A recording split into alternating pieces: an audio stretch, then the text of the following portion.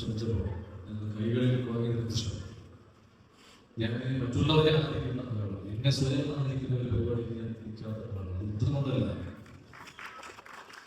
ഒരുപാട് ഈ രാജ്യം കാക്കുന്ന ധീരരായ സൈനികർ, ഈ ലോകത്തിന് മഹാസംഭാവനകൾ നൽകിയ മഹാഗുരുനാഥന്മാർ, മഹാപ്രതിഭകൾ, അധ്യാപകർ, നമ്മളെ ദിനവും അന്നമൂട്ടുന്ന പാവപ്പെട്ട കർഷകർ, ഇങ്ങനെ ലോകത്തിന്റെ വെളിച്ചമായി ഒരുപാട് പേരുണ്ട്. ആ മഹാവ്യക്തിത്വങ്ങളൊന്നും ആദരിക്കപ്പെടാതെ പോകുന്ന ഒരു ലോകത്തിൽ എന്നെ പോലെ കുറച്ച് സിനിമകളിൽ മുഖം കാണിച്ചതിന്റെ പേരിൽ ആദരിക്കേണ്ടതില്ല ഒരാൾ എന്ന ഒരു തിരിച്ചറിവിന്റെ പേരിലാണ് ആദരിക്കാൻ ഞാൻ കണ്ടുപിടിക്കുന്നത്.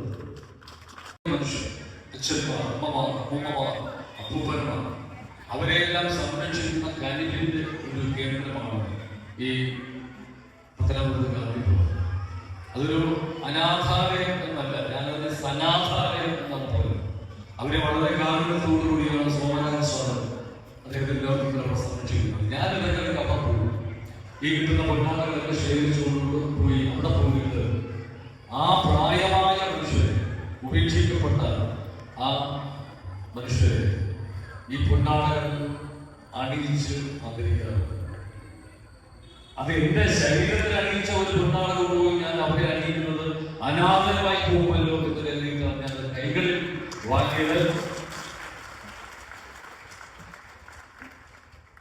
ഇവിടെ നിങ്ങൾ എനിക്ക് നൽകിയ ആ സ്നേഹം, പ്രിയപ്പെട്ട രാജേഷ് നൽകിയ ഇഷ്ടം, മറ്റൊരു അവസരത്തിൽ ഗാന്ധി ഭവനിലോ അല്ലെങ്കിൽ അതുപോലുള്ള ഇങ്ങനെ ഉപേക്ഷിക്കപ്പെട്ട മനുഷ്യർ സംരക്ഷിക്കുന്നതിലോ പോകുമ്പോൾ ഈ സമൂഹം നൽകുന്ന ഇഷ്ടവും ആദരവും എനിക്ക് നൽകുന്നത് ഞാൻ ഈ മനുഷ്യരെ ആദരിച്ചാണ് ഞാൻ ഒരു സംതൃപ്തി കാണും. കാരണം അവർ ഉപേക്ഷിക്കപ്പെട്ടവരാണെങ്കിൽ പ്രായം കൊണ്ട്, അനുഭവം കൊണ്ട്, അറിവ് കൊണ്ട്, അവരുടെ ഒരു അനുഭവത്തിന്റെ ബലം കൊണ്ടൊക്കെ വലിയ മനുഷ്യരുണ്ട്.